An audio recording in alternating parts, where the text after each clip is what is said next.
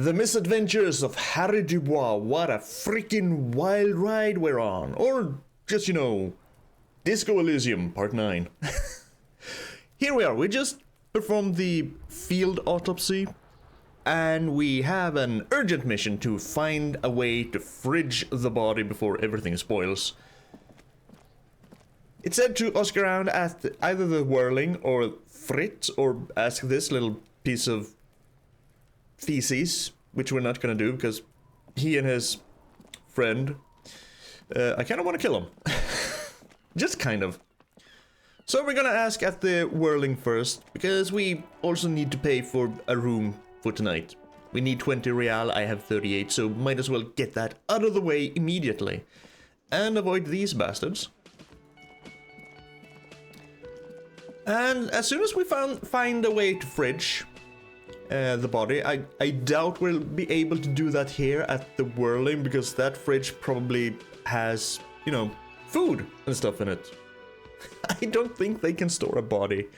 Fritta would probably be a better choice, but since we're here, after we've done that, we're gonna go back to the lady with the cursed, you know, surroundings, and see if we can't,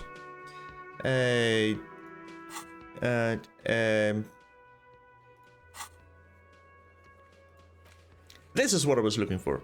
This whole thing, I think you were here. So I need drama. I need to put a point into drama. These are found white checks. Those on white, in white, are available to try now. I see.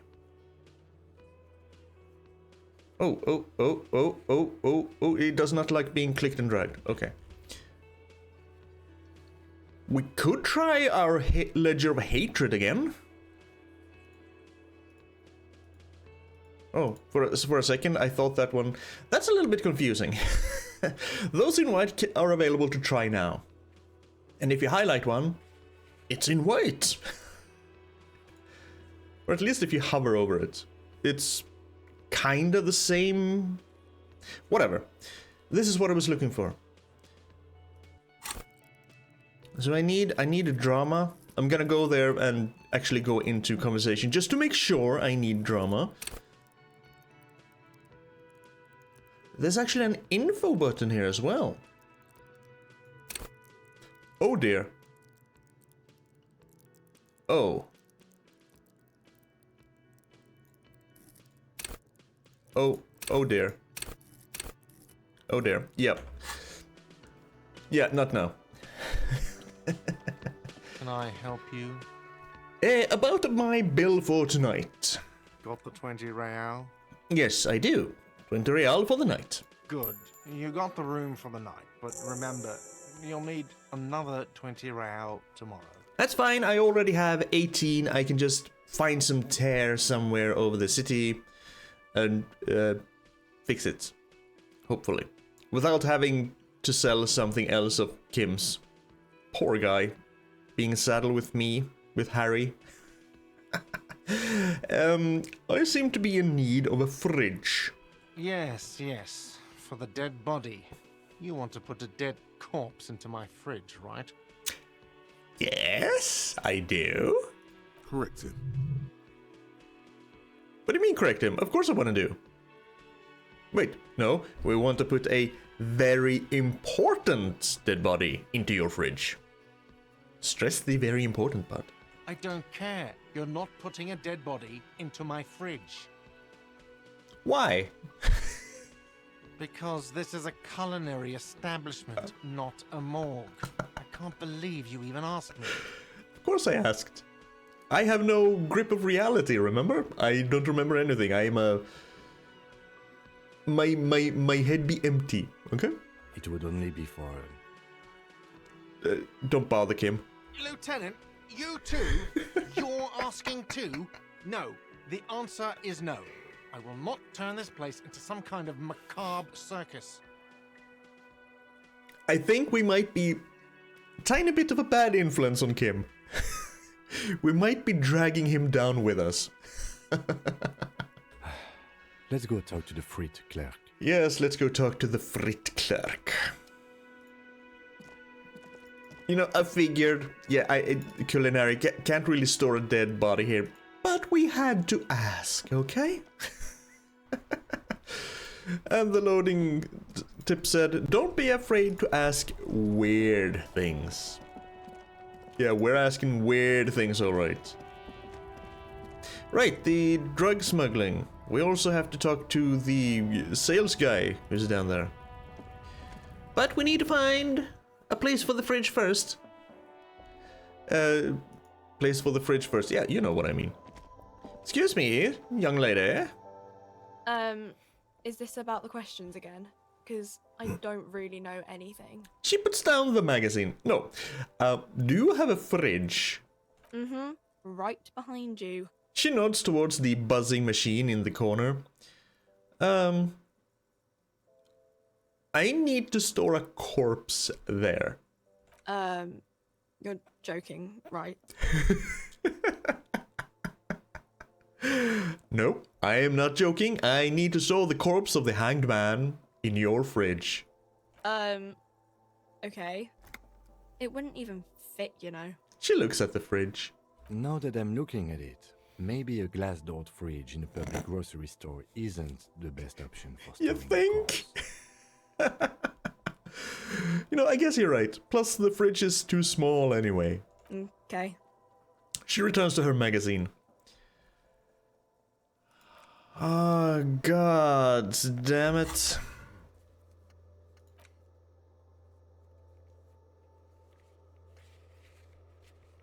Some other local kids. I do not want to involve Kuno in any way. Have we seen anywhere where we can store a fridge? Still a corpse, not a fridge. There are many places we can store a fridge. Maybe Evrar? Evrard? You know, any other places with a fridge? Bookstore lady? No. Haven't really found any other place. I guess we'll have to go check with Evrar. Come on, Kim. Whoop. Whatever. Come on, Kim. We're still running. Mr. Head is a powerful man. Oh. Yeah, if you say so, lady.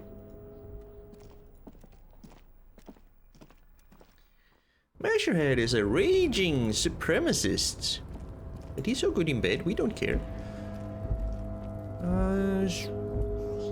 I mean, Evrar would really be our best bet. I can't really think of anyone else who would know where to store a fridge. Corpse, goddammit. Why am I so hung up on saying store a fridge? Because I need to find a fridge. That one was locked. Okay, let's go talk to Mr. Union guy. I think I have a lot of points, I believe. Yeah, I have 3 skill points, so I could also unlock a thought to get something else in there.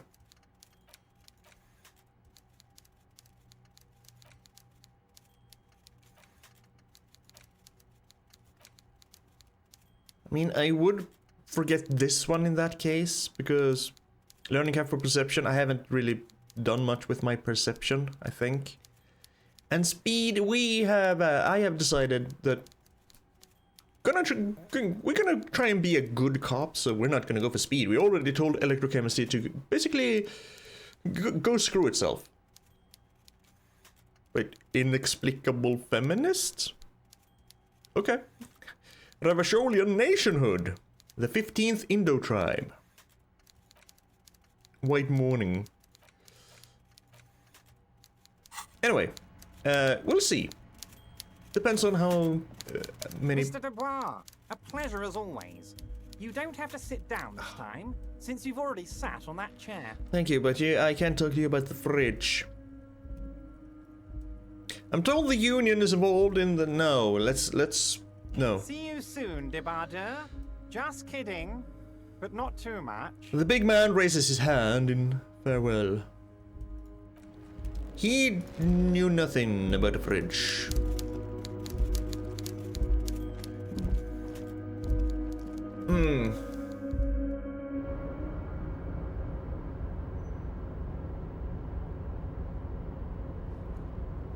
I don't want to talk to Kuno. I really don't want to talk to Kuno. All I want to do with Kuno is throttle the little brat and his cohorts. Seriously though, I don't like them. I mean, it feels like they're kind of they're so abrasive. They're meant to be disliked.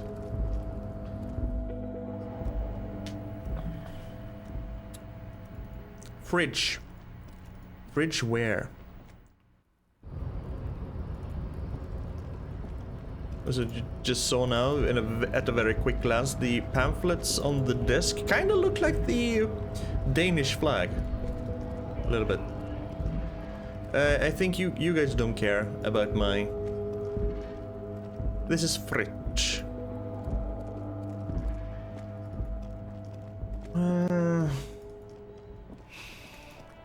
Somewhere to store a corpse. Weren't there a lot of businesses here?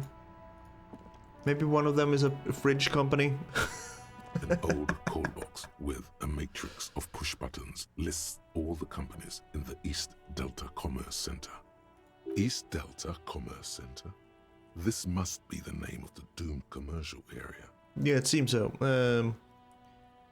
Boxing, 24-hour window, fashion atelier, taxi, slipstream. Reverchol Ice City. That sounds promising.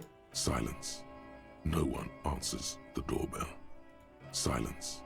No one. Silent. Silent. Silent. Silence. Silence. I guess not. No one answers the doorbell. What about empty card? This button looks new, but someone has removed the name card. Nothing happens when you try to ring it. Okay. Huh. This button looks new. It's probably not connected yet. I was really hoping for the Ice City.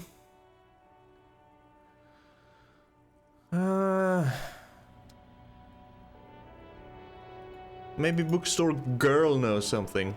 It did say ask other local kids. Every snowflake is like a little gift from the sky.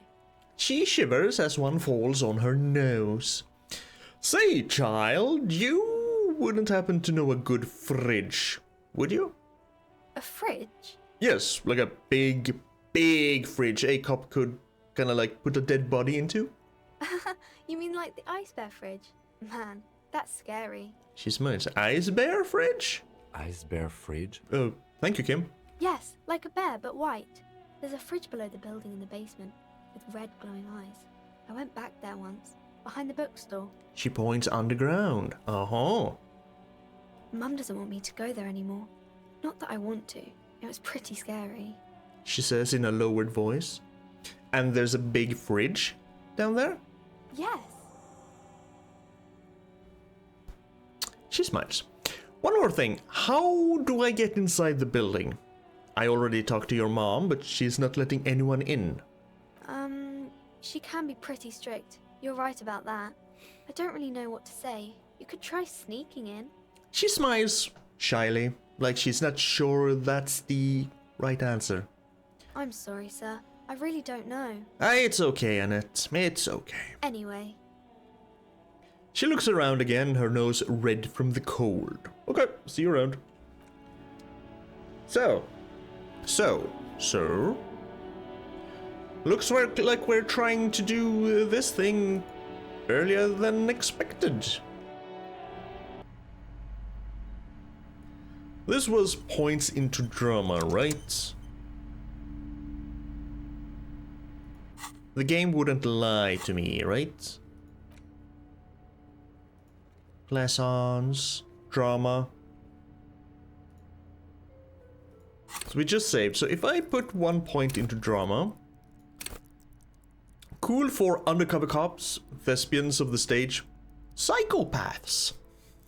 I think we're leaning more towards psychopath. Yeah, I know. You shouldn't go around diagnosing people, telling them they're psychopaths or sociopaths.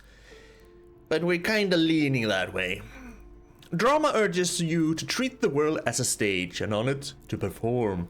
It enables you to lie, to concoct the most elaborate and wonderful stories, to take on ingenious personas and perform acts of stagecraft in an entertaining amalgam of forbery and deceit. As well, it enables you to see through would-be actors and their false antics. If they lie, you will know immediately. At high levels, drama may render you an insufferable thespian, one prone to hysterics and bouts of paranoia. For to know the world is a stage is to know that truth is a vanity. However, with low drama, you cannot lie, or discern when others lie.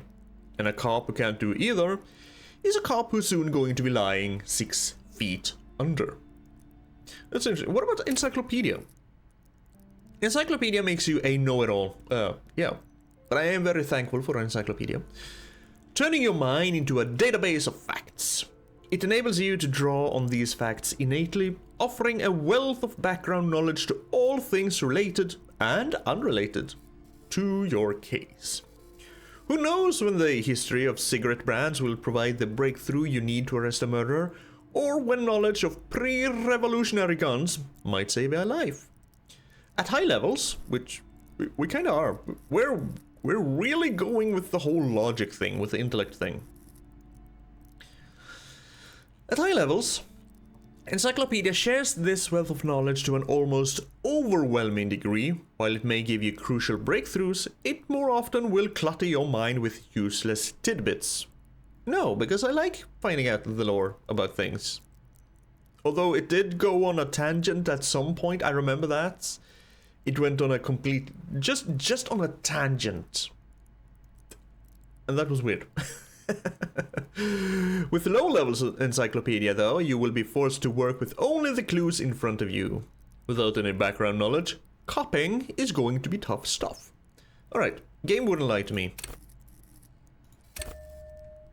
Except changes in clothes. So if we go in here now, go back to map. Hey look, Plaisance, we can try this white chick again. Good, that is exactly how it works. Hello again, esteemed officer, and welcome to Crime, Romance, and Biographies of Famous People. Now we have 72% chance, -1 for gave smart-ass parenting advice, but +1 on a quest to freeze the body. Convince Plaisance to let me investigate the doomed commercial area. Slither up to her, you silver-tongued fiend. Show her what world-class perfidy looks like. Ma'am, I came here to help. I've handled paranatural situations before. Are you sure? Don't think I haven't seen charlatans before. She looks quite a bit skeptical. I have returned from the void, a paradetective from a long line of paradetectives. You're no paradetective. You look nothing like one. And you're clearly a drinker. Pardon me for being so blunt, but... I partake in the Al Ghul because it sharpens my mind and lets me communicate with the void. You look like one. Yes. Hey now, hey. Hey. You need the booze to focus on it. Shut up, Electrochemistry. We don't want you here. The lieutenant keeps his usual stony calm. He silently picks out his notebook. Hey, see? You see? It's necessary to drink the spirits in order to contact the void. That's what I said. How do you know all this? Because I am well-versed in the ways of the Al Ghul and the void. Here we go.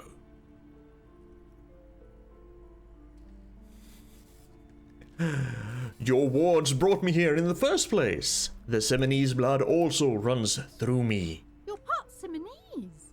Oh, it means our meeting couldn't have been mere chance. The hand of fate guides us. Isn't that also the name of a very bad movie? I haven't seen it. Manos, The Hands of Fate or something? I actually I need to see that at some point. But I am not the only one at risk. I have to think of my daughter. You are certain you can help us? Keep us safe? I can't allow any collateral damage to hit us. Let us rope Kim into this. Just ask my partner Kim. He'll vouch for me. Oh, The lieutenant mumbles in minor confusion. He has not been listening closely enough. I've put him on the spot. certainly so, ma'am. I can assure you my partner is eminent in this particular field. He's not lying. If you promise, good officer, then you might be our last hope. Do you swear it? She shuffles nervously. On my honor. Thank you, sir. There's one more thing I haven't told you about yet. The entity. She sighed timidly, followed by a cautious smile. The entity, you say? Do not act surprised. You know of these things, sire. Of course, the entity. For I have sensed its presence. You have? The entity takes the form of a woman, a witch probably. I've suspected that she must be connected to the curse ever since I first saw her. Did you know that she lives inside the chimney? Chimney, the passage between heaven and hell. Of course. Yes, that chimney is part of the building's central furnace, and it's enormous. She has barricaded herself behind some metal security curtains. God knows what she's doing there. Advertising her OnlyFans. Some unnatural magic, I assume. You should go find the entity and ask what happened to all the companies in the building. What is the source of this curse? Here's the key to the warded door behind the curtains. Take it. Yes, I shall talk to the entity. Oh, and please do return to me after you've looked round. I'm quite anxious to know what she has to say about the curse. What you discover in there. I would feel a little bit bad about, you know, exploiting her gullibility, her naivete when it comes to this, but it's too funny. Unbelievable darkness and ruin. What you discover? Probably just office space. And the damn fridge. Don't be scared. Ah, you're so boring sometimes, Logic. So boring sometimes. Farewell for now, book peddler. Alright, let's go take a look at this fridge. You see a set of tattered curtains blocking the way to another room. A strange cage-like trinket dangles from the curtains. Pull them open. You see a dimly lit room full of dusty furniture and trash. A doorway stands in the back, covered in dozens of scary little Seminese wards, your shadow looming over it like an omen. Mm-hmm. Oh! Small terrified escapes from Lessons as she tries her best to look away, her round face buried in her hands. Wasn't that scary? Okay, priority 1. Find the basement. Priority 0.9, look at everything. Ghostly silhouettes of hair dryers. A vaguely androgynous portrait of a man. And a door smack filled with Seminese wards. Kinda reminds me of frick, what's the name? It's a Phoenix Wright game, you know? With the whole yokai thing, the girl who slaps charms on everyone. I don't remember the name of the game. It's once Phoenix Wright gets his badge back. Because we had the Ace trilogy, then we had Justice for All, and then... yeah, whatever. That game. You know it. Maybe. A heavy door with a missing handle stands before you, covered in dozens, if not hundreds, of Seminese trinkets and charms. It appears to be locked. No, that is quite obviously dozens, not hundreds. We're going to unlock the door with the key. After exerting some force, you manage to turn the key. It's eerily silent. The door slides slightly open, letting a draft of cold air into the room. If I were a ghost hunter, I would say that's a good sign, since I'm wanting to find ghosts. You feel the tiny hairs on the back of your neck rise up, as if someone's standing right behind you. Yeah, it's probably Kim. Touch the back of my neck. What is this feeling? Outside, the wind howls in from Wind's across the howling. way. The building at Rue de Saint-Ghislain stands like a matchbox on its side, with men inside, like little wooden sticks, ready to catch a fire. Right, overactive imagination, okay. A panicking woman squeezes the pendant around her neck until it leaves a mark inside her palm. A man, a few meters away, stands frozen with a key in his hand. Somewhere inside, a spider is spinning its web. Okay, Shivers. Let's not go overboard here. Let's open the door and enter. Ah, this looks fairly normal. But I was expecting a basement. Kim, you want to talk? We can talk. What is this place? The lieutenant stares at the dusty training equipment. You know, it looks like a gym to me, an abandoned gym, but a gym all the same. Yes, but no one's been here in ages. He draws a stripe on the dusty floor with his foot. Yeah, because she's been keeping the door locked because she's scared of the supernatural. I doubt the electricity still works. Good thing we have a flashlight on us. Don't forget to take it out of your bag before we move on. Thanks for the reminder. An eerie feeling rises in your chest. What if there's a reason no one's been here for ages? Yes, because it's closed. Yes, because it's closed. No need to look for supernatural explanations where a banal one will do. Now let's move on, shall we? That's true, that's true. Can we... flashlight. Put that in my right hand. Yes. Good. Oh, okay, and I control the flashlight. That's kind of cool.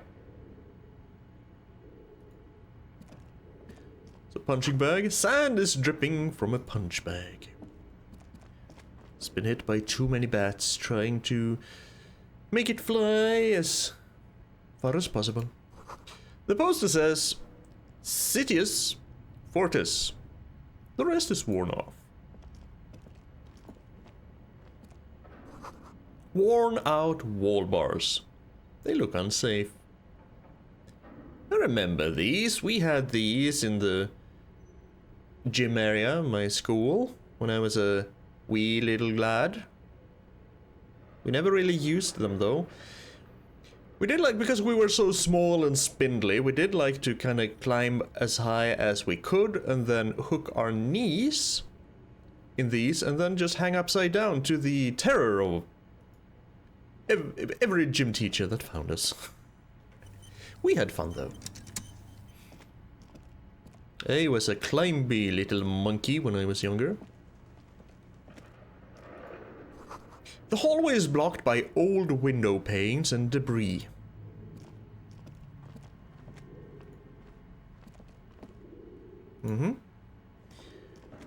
I am looking for a basement with an ice bear fridge. Is it trilling music? A large demijohn full of strange liquid. Wild animals stare at me in the dark, stuffed and mounted.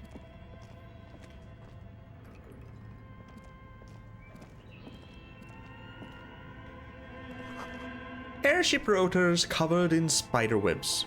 They remind me of blades.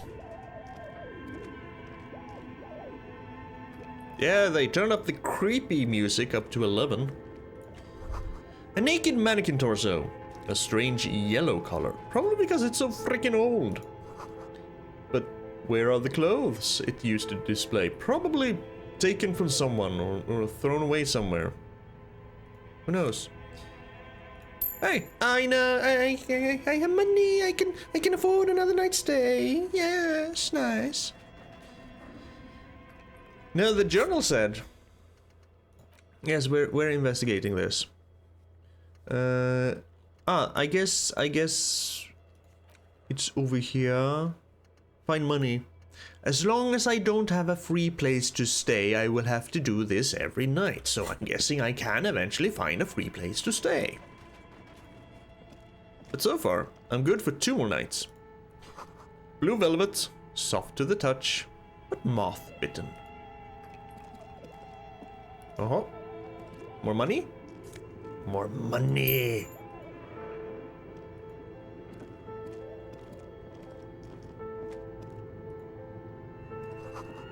Skis with Slipstream printed on the laminated top layer.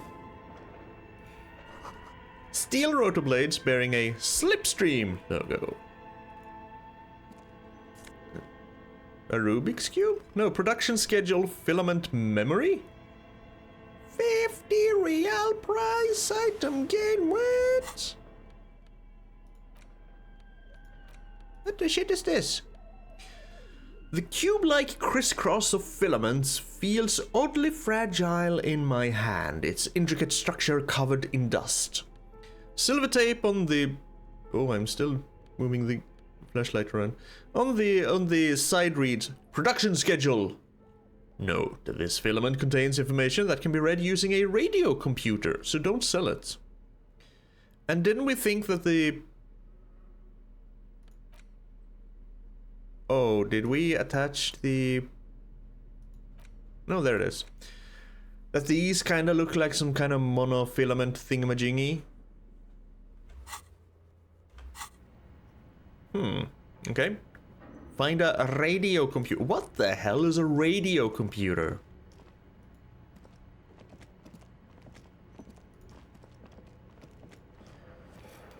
I'm looking for the basement. That goes up. That is not what I'm looking for. Oh. An elf? That is clearly an elf. And while my hand was there, it kind of looked like the elf was going like this. But that's something completely different.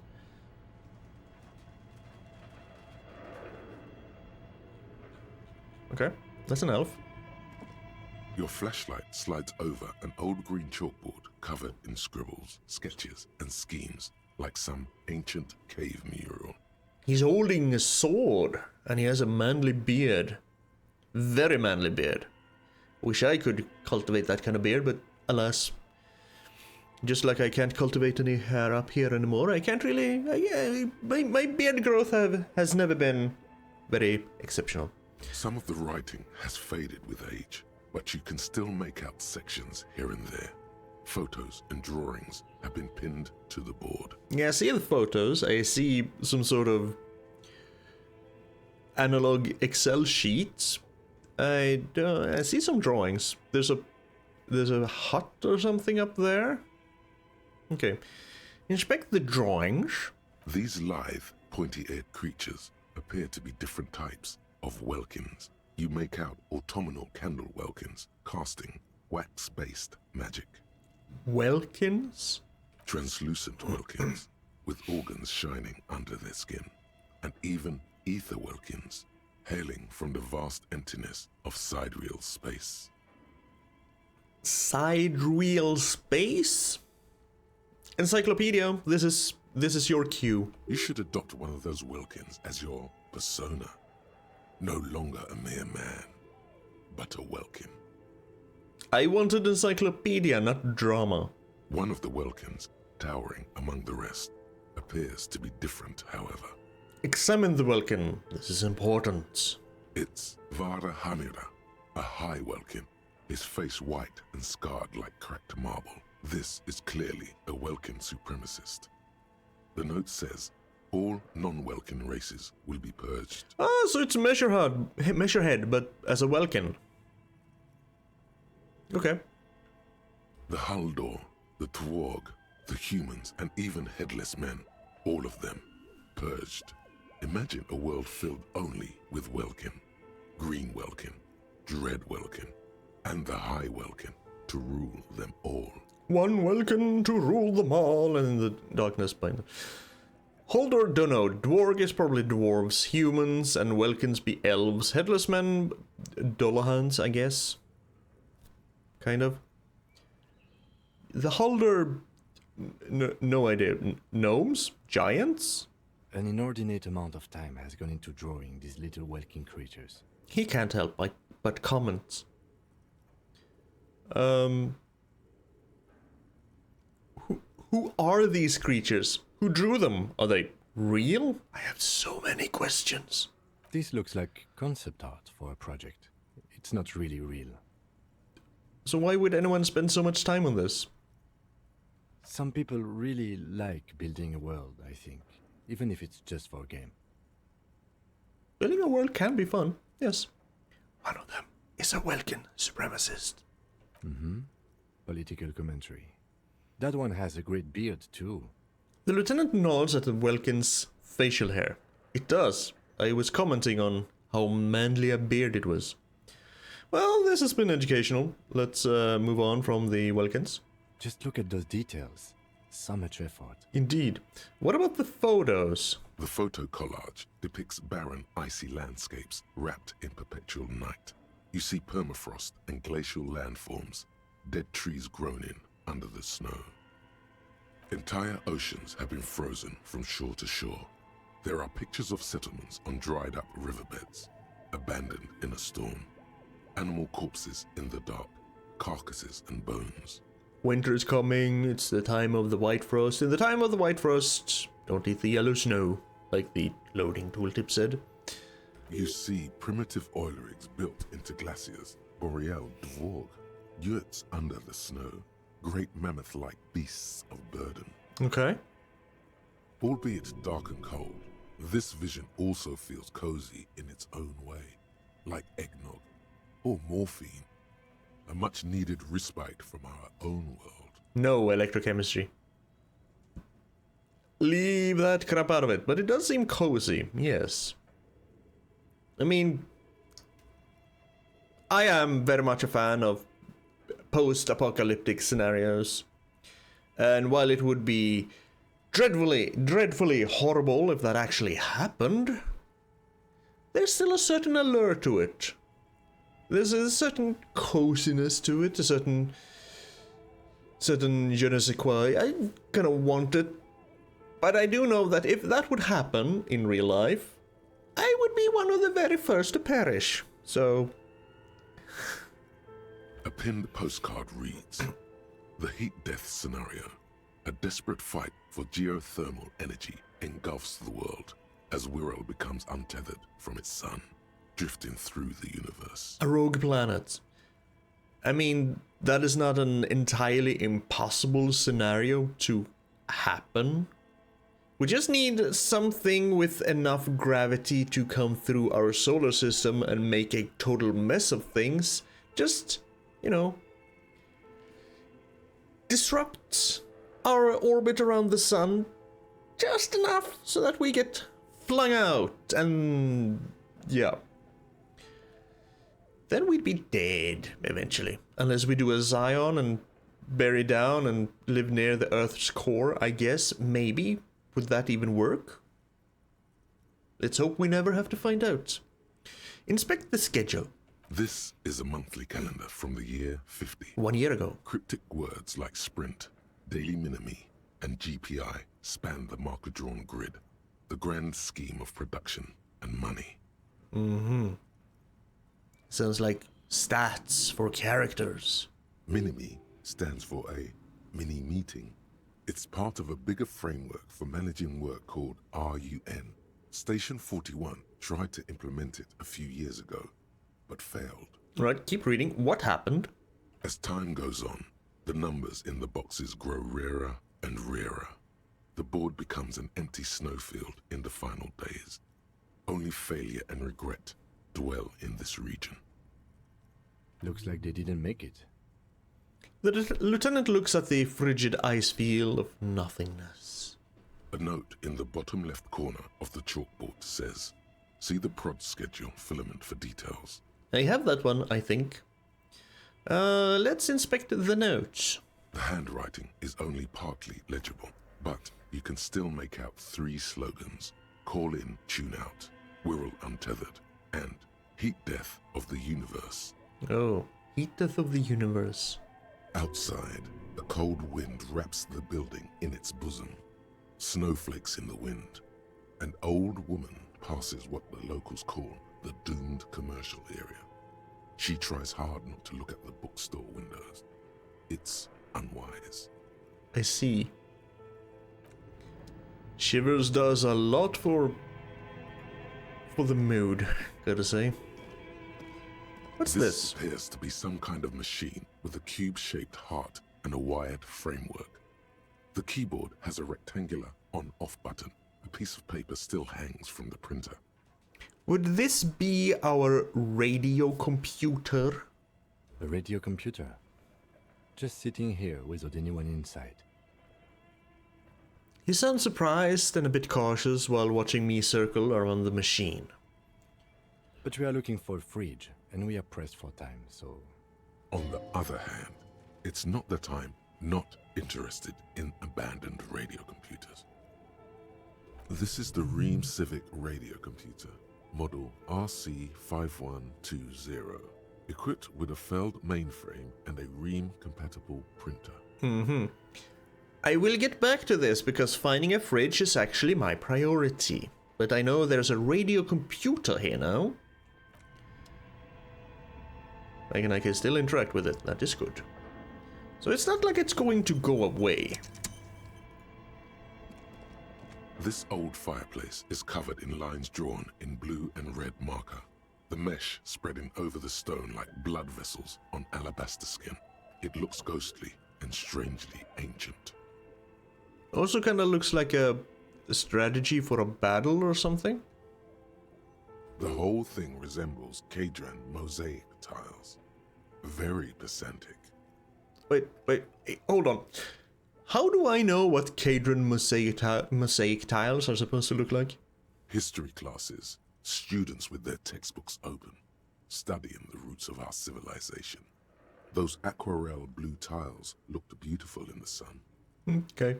So what am I looking at? Radio frequencies, it seems. Oh. UKV 123.6, UKV 123.7, UKV 123.9. Some written notes, too. Sparse and cryptic. Radio frequencies for what? Unclear. It looks like a cardiovascular system split into veins and capillaries. Very advanced. So we're dealing with something medical here? You think so? The web is comprised of radio stations, all lead back to one red heart, titled the Game Master Frequency. A note says, this one can listen in on any station it wants. They must have had massive air width. These things don't come cheap. Wait, who's the Game Master? Someone very important. The leader of a massive on-air game built by these people. Oh. That sounds kind of cool, actually. A conductor for the hundreds of story threads that pass through the Game Master's frequency. Well, if it's a game, then who's playing? Whoever decides to call in to a call-in station, it looks like. I need to find a radio. There's no way a little basement studio working here could pull anything like this off. Yeah, you never know. Contacts, you know. Contacts and networks. My God. It's as if the less money they had, the more ambitious their project became. The lieutenant leans closer, his finger tracking the maddening rhizome. The cost of air width alone must have been huge. Exactly. This schedule, I know doom when I see it. The company was running out of funding. He says while he nods at the calendar on the chalkboard, wiping his marker-stained fingers clean against his jacket. Okay, so what else? Nothing. It's just lines on marble. An echo from times long gone. No one has used the fireplace in ages. Mm-hmm. We're still looking for a fridge. But this place is cool. Scribbled across a notebook. Developers of the most advanced RPG in the universe. Hey, I think we found the ice bear fridge.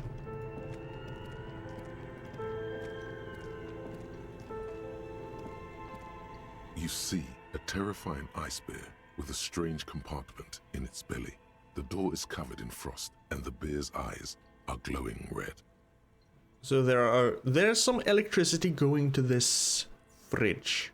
Freezer? The bear looks oddly realistic. Is it taxidermy? Crack open the door. A gust of freezing cold air rushes to greet you. You hear a low grumble as the bear regulates itself. This is the inside of a refrigerator. Mm-hmm. The lieutenant takes a peek inside. His hand has found the holster of his gun.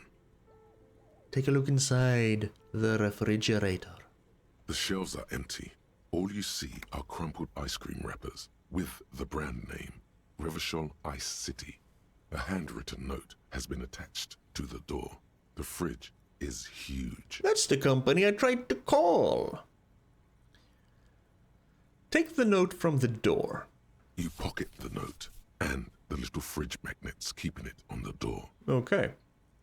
But I kind of wanted to... I can't go into my inventory. I guess I'll have to look at the note later. Examine one of the ice cream wrappers. A friendly cartoon bear smiles back at you from a glossy cellophane wrapper. It looks nothing like the fridge. No, the fridge kind of looks terrifying. Especially with red glowing eyes. Why? This is clearly the fridge. It looks big enough for 2 corpses. It's certainly an eccentric choice, but it is capacious and cold enough, too. Mm-hmm. Your visual confirms you could fit 2 more bodies in the ice bear fridge. You mean 2 more bodies atop the one we want to stuff in there? Or 2 bodies in total? Or 2 more bodies because I somehow already see a body in there? Shall we go and get the body, then? I'll take the head, you take the feet. The stairs won't be easy, but we'll manage. Alright, let's do it.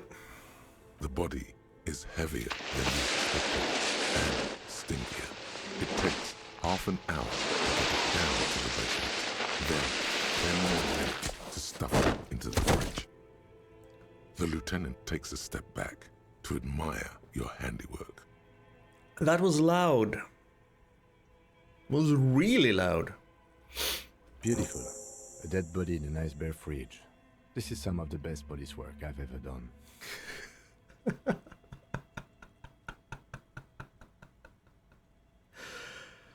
Oh, Kim. I'm not sure I believe you. Of course you don't. Look at that. What have we done? We stuffed a dead body in a nice bare fridge. This does not leave this room.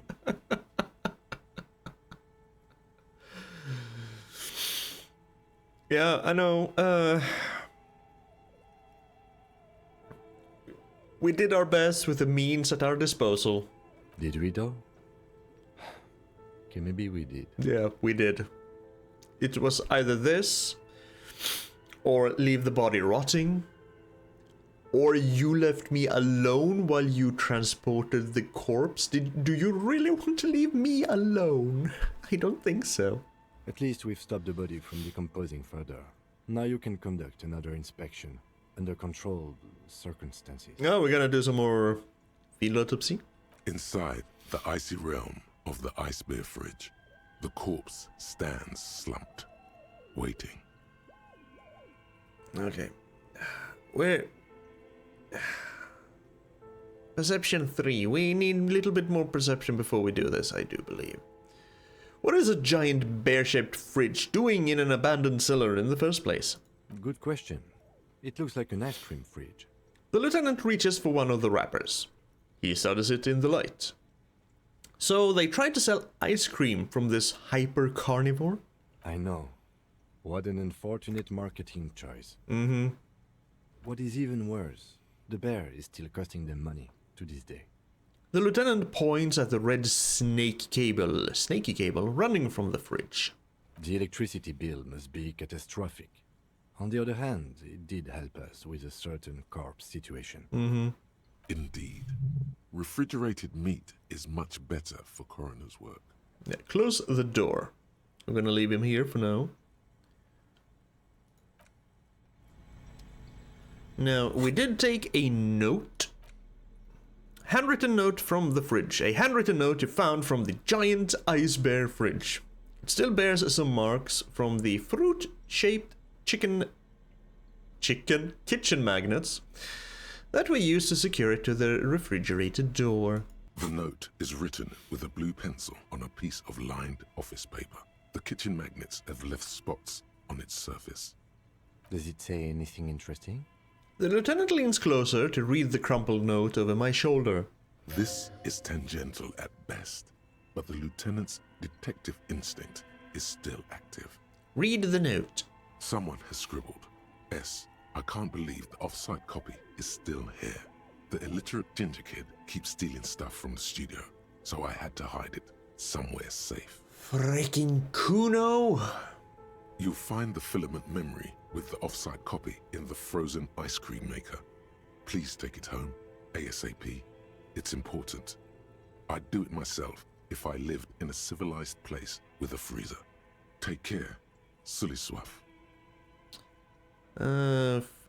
Off-site copy in the frozen ice cream maker. Remind me again, what's a filament memory? It belongs inside a radio computer, storing its memory. It's like a tape. You listen to disco tapes, right? It's like one of your disco tapes, only for a computer. Okay. It's like the production schedule you found. Only this one's an off-site copy. Who's the illiterate ginger kid? Kuno. Really? You don't have a single guess? The lieutenant looks at me, the corner of his mouth curved into a smug grin. Probably Kuno. Oh, I'm sure that child would love to get his hands on a filament memory. Even if he doesn't know what to do with it, he'd probably try to pawn it for speed, based on our encounter. Do you have any idea what the where the frozen ice cream maker could be? I don't know. I assume it's somewhere close to the ice bear fridge. Okay. Does this really matter? Who wrote the note? Someone who owns a radio computer? My guess is as good as yours, officer. Which is to say, not very good. Mm-hmm. Put it away. So, frozen ice cream maker. This looks kind like an ice cream maker. An ice cream maker defrosted and unplugged. But we're looking for a frozen one. Maybe this one. The flashlight casts a strange shadow. There's a hidden doorway here. I see. But we're still looking for a frozen ice cream maker. A frozen ice cream maker that's still running. Perfect. This orange machine is buzzing like an old submarine. It has a hand-cranked ice cream churner on top and an electric freezer that appears to be frozen shut. Try to crack open the lid. You slip your fingers under the frozen lid, but the ice is too cold for you to get a good grip. A pry bar would come in handy here. I think we have one. No, this is going to need something else. Some kind of super pry bar. Okay.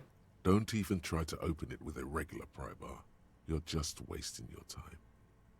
Alright. Alright. Super pry bar. If you want to try again, then you need to have the pry bar in your hand, detective. A super pry bar. We can get some money, so get some healing. 2 cables are plugged into the breaker box. The red one leads to the ice bear fridge, and the black one to the ice cream maker nearby. So we unplug the black cable. Something close to you dies with a soft electric purr. Then we probably won't need the super pry bar. Why did you do that?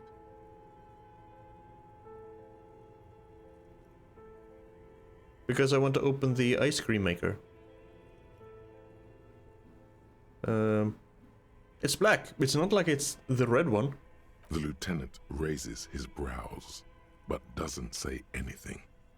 The electric distribution board now has one cable missing. Did it unfreeze immediately? Are we that lucky? This orange machine is dead Try still. to open the lid. You slip your fingers under the frozen lid, but the ice is too cold for you to get a good grip. A pry bar would come in. No.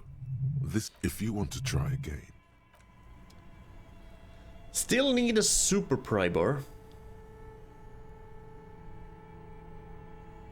I mean, I wish I could just tell him because the black one goes to the ice cream maker and I kinda wanted to try and get it open.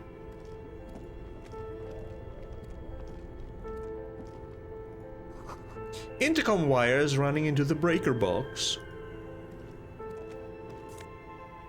Hey, an insane mesh tank top. +1 drama.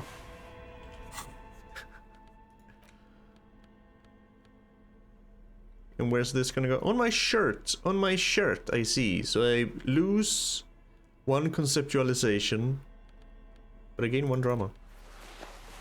Oh, it's a black wife beater. Okay. Yeah, no. I think yeah. No. I don't need to show off my chest hairs to every Tom, Dick, and Harry I run across.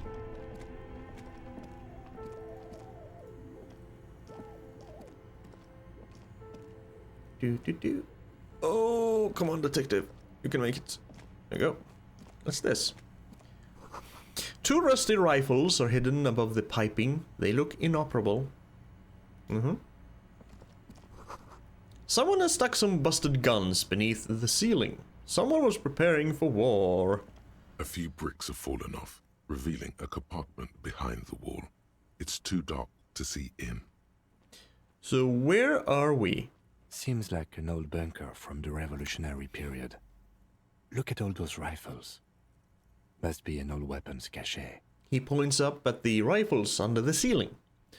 Look, there's a hole in the wall. Shine a little bit of light. Oh, that's a lot of guns. There is, yes. And there also appears to be something inside the hole. Interesting. Do you want to take a look? Sure, I'll take a look. Your hand reaches deep into darkness and spiderwebs. Rummaging around, you find rusty rifles hidden away. Inspect the rifles. Most of them are rusty and inoperable, like the rest, but one catches your eye. A bolt-action model with a fine wood stock, in better cosmetic order than the others. Hey, this one looks nice. That's a rare sight. Seems to no longer be functional, but still a beautiful thing in its own way. An old Belmagrav from the Revolution, the lieutenant notes with approval, his eyes gleaming. So what does this mean? A rifle here? Like he said, probably a pre-revolutionary bunker. It means there are firearms, albeit inoperable, still lying around in Martinez. It's an interesting coincidence, I would say. Might come in useful in the future. Okay, so we can find other caches with guns. He likes this find. Okay, so we have a bolt-action rifle now. We sure kinda do. A broken Belmagrave from ages past. It's a 4-shot bolt-action military rifle with a wooden frame, which could be sold for about 11 real. Or we can save it. I don't really need the money right now. I still wanna... Hopefully I can get enough money to buy back the rims for Kim, since he was forced to sell them just so I could pay off my debts. The wall collapsed. It's inaccessible now.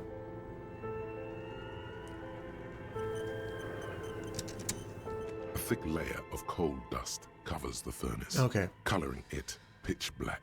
Kinda look like at a first glance, looked like this would be some kind of vent system or something that the game would say, oh, do you want to crawl in here? That's the quick save. Kim, what's this thing? Is it a furnace? Yes, it is a furnace. Looks like it. Looks like an old central furnace used to heat the building. It's connected to the chimney. He opens the door and gingerly peeks inside. To the chimney, you say, where the entity lives. No one has used it in ages. No signs of any recent fire. Only dead rats. Look inside the furnace. It's dark and grimy here. In the darkness you can hear chatter. It's coming from above. A voice, or several voices, talking to each other. Near the smoke chamber, upstairs. It's the entity. What are you doing? The lieutenant asks when he sees me climb halfway into the furnace. I'm not sure, Kim, but I think I can hear someone talking upstairs. Wait, really? We should investigate. See if someone's upstairs. He looks up at the ceiling. Those voices I heard, maybe it's the malignant entity. Plaisance said it lives in the chimney. Okay. You're right. The rooms do look like they're connected. But malignant entities don't exist. At least not the supernatural kind. Malignant entities do exist, though. Just not supernatural. Yes, I agree. Always has to be the skeptic, this man. How about no? We want the element of surprise. More money? More money! And some morale healing. Nice. Now we can actually go up. Back up. And we can look at the radio computer. Because now... The dusty radio computer sleeps on its wired frame, forgotten and unused. Turn on the machine. The machine lights up like some prehistoric animal stirring from its slumber, revealing fluorescent play and print keys on the keyboard. The hatch on the machine's central compartment is wide open. Look inside the compartment. It's empty like a beehive without its brood. Some cables have been left dangling, disconnected. The filament you have would fit perfectly inside the compartment. But first we're gonna press play. Nothing happens. Something's missing. There's no tape in the player. We're gonna try and press print anyway. Nothing happens. Insert the production schedule. Like a smooth draw, the filament slides into place. On the keyboard, the play key starts blinking. Okay, press play again. A bar of fabric right above the keyboard starts producing a soft hum. The sound of static seeps through the machine's planar magnetic driver. The static gets louder, slowly filling up the abandoned hall, until a voice speaks out, crackling and old, cutting into the air. Good morning. Fortress accident en rue de Saint-Ghislaine. This is East Insulindian Repeat Station 1. 1, 2, 3, 4, 5, 6, 7. Please repeat. Is this the production schedule? What's the production schedule?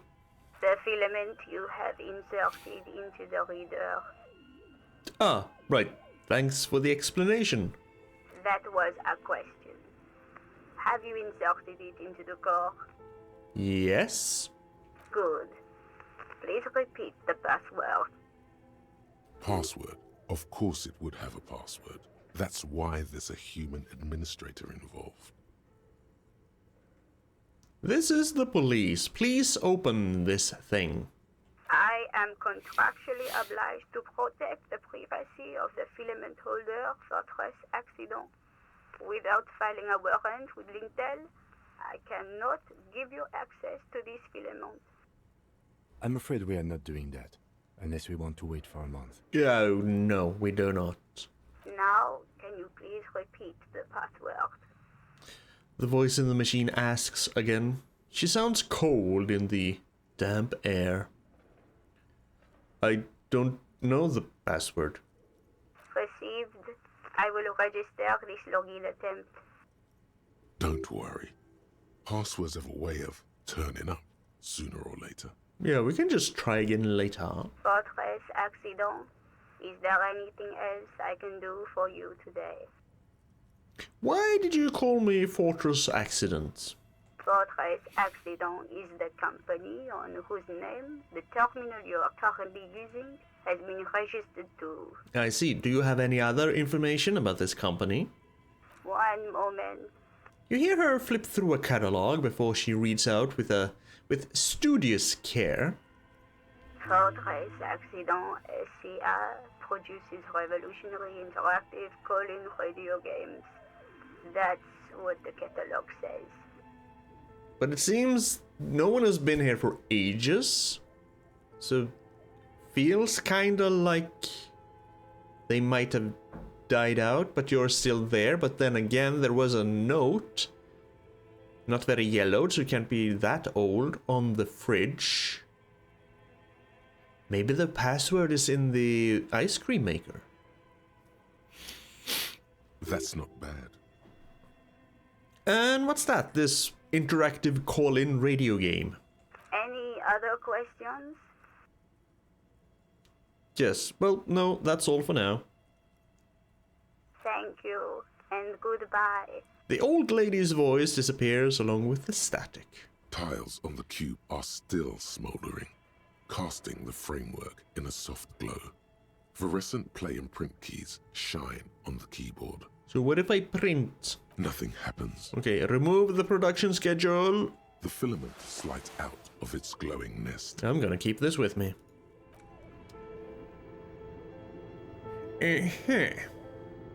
Oh, Kim, you wanna talk? Okay. Okay. What do you think is going on with that computer, chalkboard, and fireplace?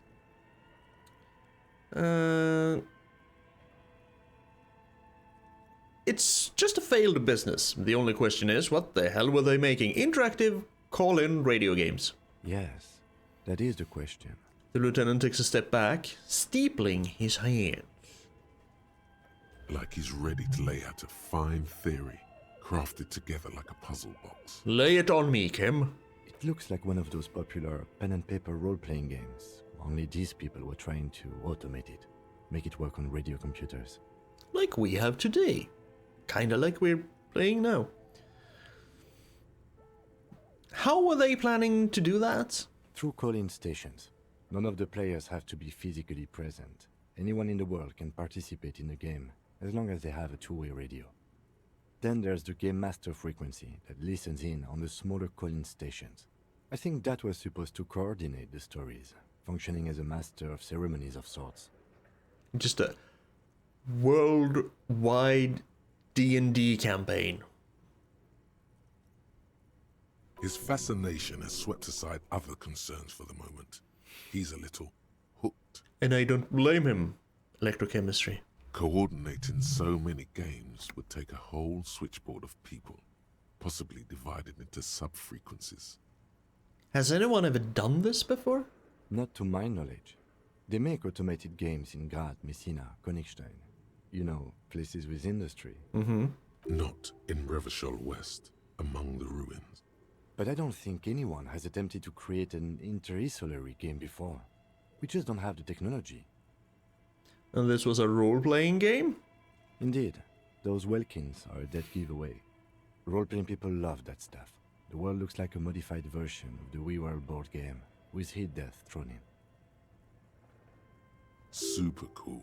Someone should give them millions of real immediately. This game is too good to be left unfinished. Yeah, I freaking agree. That sounds extremely cool. What do you think happened to the company? They probably ran out of money. No idea. They stopped filling out the schedule on the chalkboard. Oh, wow. Indeed, it's ambitious and untethered from reality, but... The lieutenant tilts his head, thinking.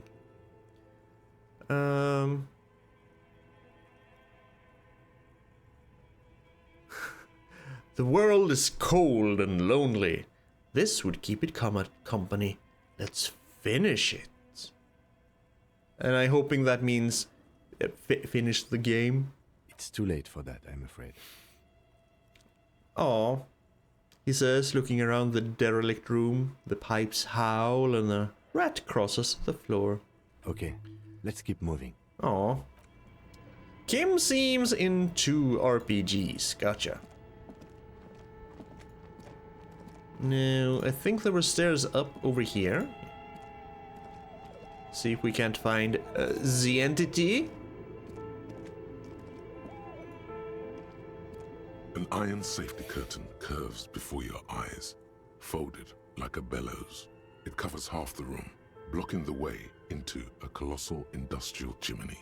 Like right where Plaisance said it would be. This is where the malignant entity is holed up. This must be where the entity lives. Mm-hmm. This is directly above the central furnace in the cellar. The voices probably came from here. Yeah, let's knock on it. What an odd thing to do. Nothing happens. Knock on it harder. Still nothing. No one's home. Knock even harder, faster, Scooter. Those curtains prove to be surprisingly sturdy. Your fist hurts now. Damn. There must be another way to wake up whoever is in there. Maybe we can try yelling into the furnace downstairs. Fine. Fine, I guess we'll do that. What do we have here? We have a postcard La Delta 51. Okay. La Delta 51, the sunlight has made this postcard almost completely sepia-toned. Midtown traffic passes. Overhead, the ghosts of skyscrapers disappear into a beige midday mist, vapor rising from the delta on which the district was built. The postcard is prepaid. What's this? Shoes in a puddle of melting snow. I still need a super crowbar. Or...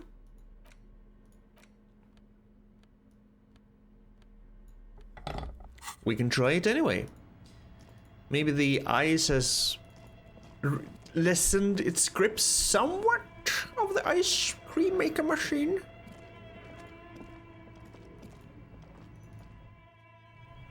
Low on morale? Yes, I kinda am. Put some points into volition. No, I don't think I will. I have more important stuff to put points in. Okay. Let's see if we can't open this. This orange machine is dead still. It has a hand-cranked ice cream churner and an electric freezer. The ice around it slowly melting. Minus 20. Pry bar is not strong enough. Okay, I need a super pry bar. Gotcha. Ooh. Ooh. Ooh, money. 45 cents? Sure. A cellar window. People's feet shuffling by on the street. So what's this way? Oh. Oh, we made us a little shortcut. We made us a little shortcut. I wonder, will the flashlights always work, or will I eventually need batteries? I haven't seen anywhere I can purchase batteries, so... A thick layer of coal dust covers the furnace, coloring it pitch black. Yell hello into the furnace. You muster all your strength and yell. How can you fail to yell? Your dehydrated, hungover throat can produce little more than a dry croak. A lifetime of smoking and drinking will do that to you. Thank you, Volition. The chatter from the chimney continues on as before. You seem to have made no impression on whatever's up there. Then again, maybe it's worth actually trying something up there. No, we have tried that. Maybe you should let your voice rest, officer. Try again later. How about we don't? And I forgot to check what I actually needed. The Hanged Man. Perception. I can trade again, but I don't wanna. Up. It was physical instrument rate. Yeah, okay. Physical instruments. Which is here. I still have 3 points because I leveled up again. Flex powerful muscles, enjoy healthy organs. Cool for musclemen, bare-knuckle brawlers, gym teachers. Physical instrument is not only your muscles and your skeleton, it is your ability to use them effectively. I keep forgetting to replace you with me all the time. It enables me to do push-ups, sit-ups, knockout punches, and 360-degree spin kicks. Oh, if I level this up, can I give Kuno a well-deserved punch in the jaw? It's a one-size-fits-all solution to thriving and surviving in a physical world. At high levels, physical instrument breaks doors, chains, and bones, and it makes you laugh at the namby-pansies who can't. You'll be manned up, encouraging others to curl iron until they are manned up too. At low levels, however, you'll have a hard time arresting anyone who isn't infirm or already dead. Indeed, engaging in physical confrontations should leave you in either state. Could leave you in either state. Okay, so maybe we want a little bit of this so we can arrest people. So, level that one up one. A thick layer of coal dust. Yes, yell covers the hello! furnace. Colored. Another pathetic yelp sounds off into the vast darkness of the chimney. You're a little embarrassed you produced it. 72 freaking %.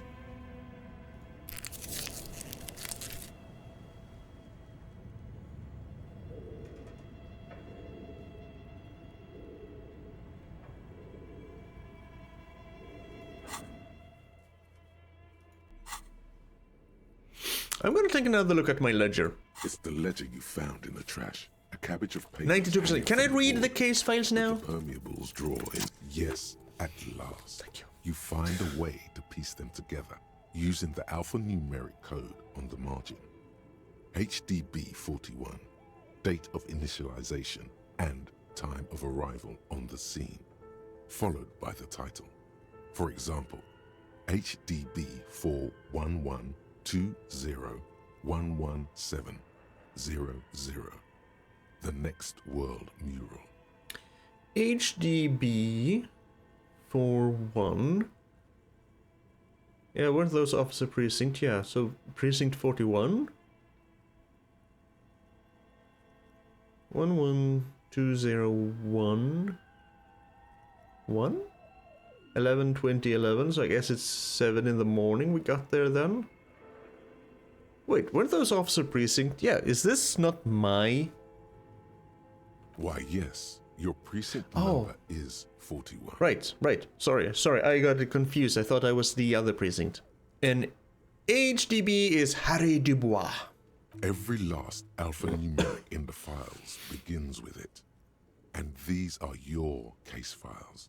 It's safe to say HDB are your initials. Yes, thank you, Logic. We already know my name, thanks to Evrar.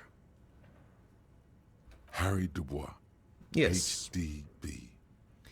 The next world mural.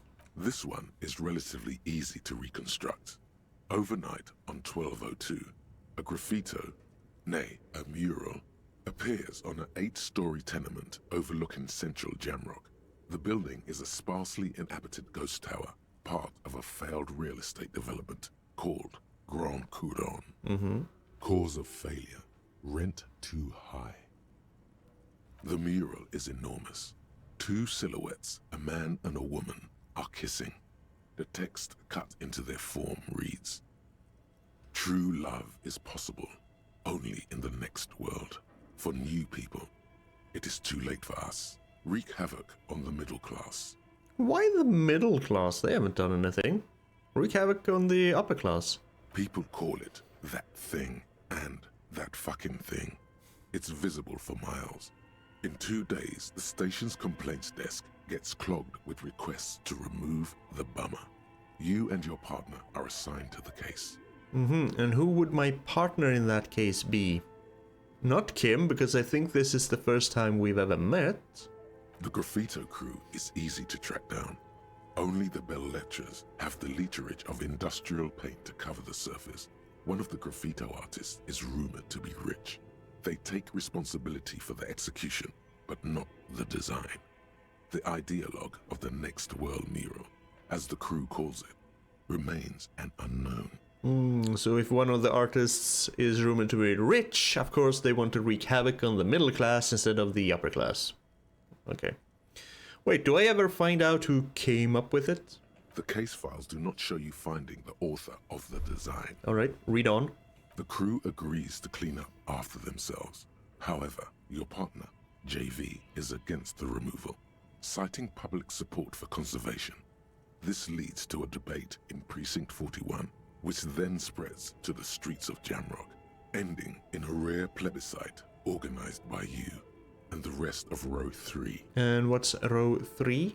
The 9,000 people subjected to the mural's message, all of Lakeside, Central Jamrock, and Villalobos, plus half of the eminent domain, participate in the vote. Although the case begins with what appears to be a lot of rambling on the streets as to how juvenile and stupid the mural is, given a choice between two options.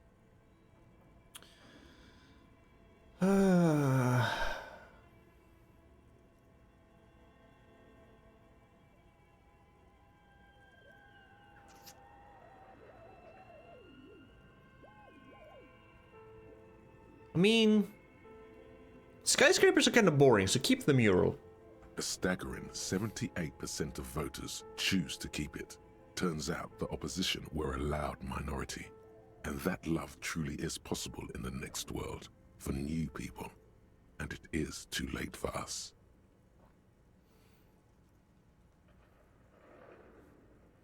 The middle class are not to be blamed, it's human nature.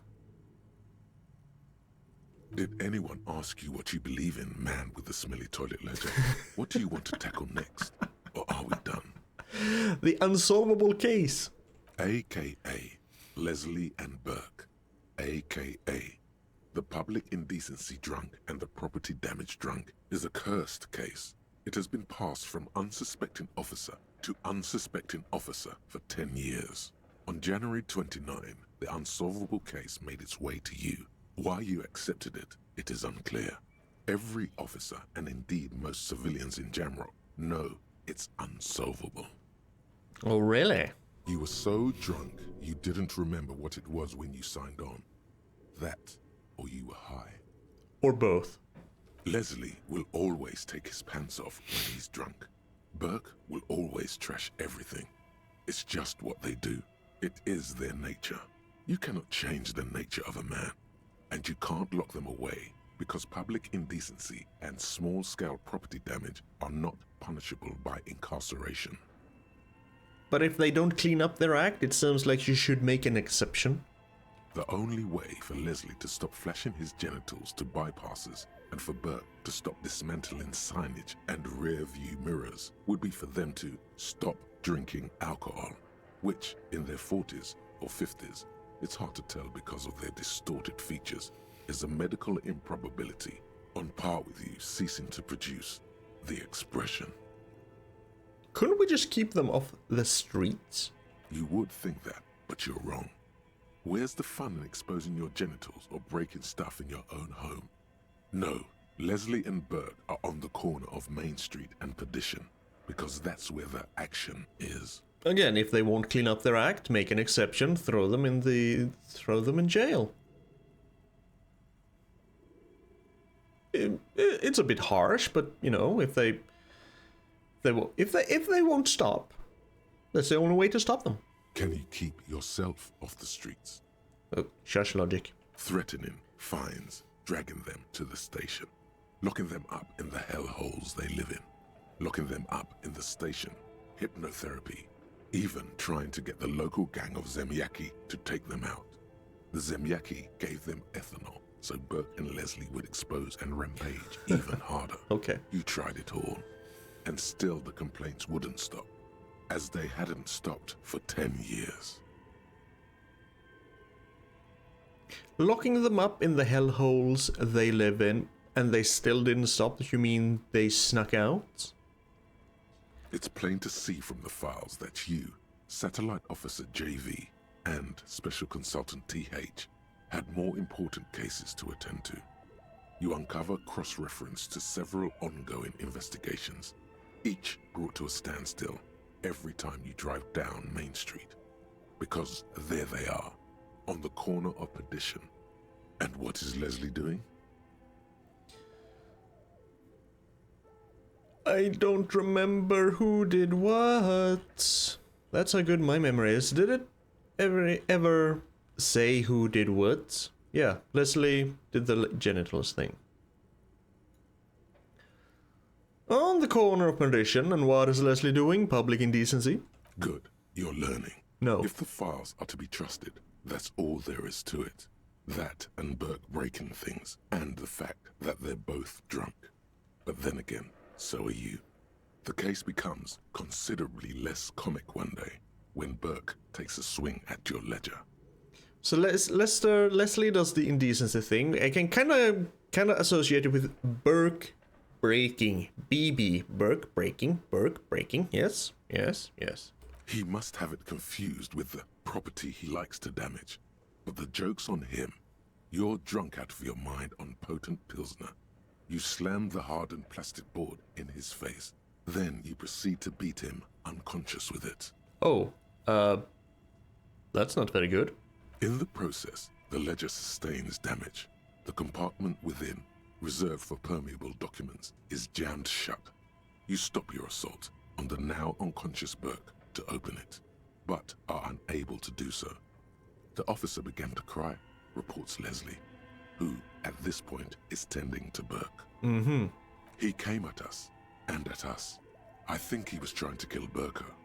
While trying to kill Burko, you slowly come around. The permeables compartment is open. You've smashed it open on poor Burko's kneecaps. The good news is, Burke can't walk anymore. The bad news is... Can't get out of his apartment, an invalid. With Burke to tend to, Leslie cuts back on the indecent exposure. Maybe he flashes his genitals to Burke. Who knows? But both drunks are off the street. The complaints stop. The unsolvable case is solved. Okay. Which is also why the officer responsible narrowly escapes a disciplinary hearing. The end. Do you want to read another one? I do, but we will do that next time. I'm going to actually revisit Not much this. has changed in the meanwhile. A bunch of sodden papers. We're gonna be reading more of those cases next time. For now, we're gonna stand here in this dark and damp and dank cellar and ponder the question: should we put another point into physical interaction? Should we can try and shout again into the furnace? Join me and find out next time. Anyway, if you made it this far, if you're here, thank you. Thank you for being here. Thank you for sharing your time with me. I appreciate it. And I appreciate you very much. So please take care of yourself. And remember to be kind. See you next time.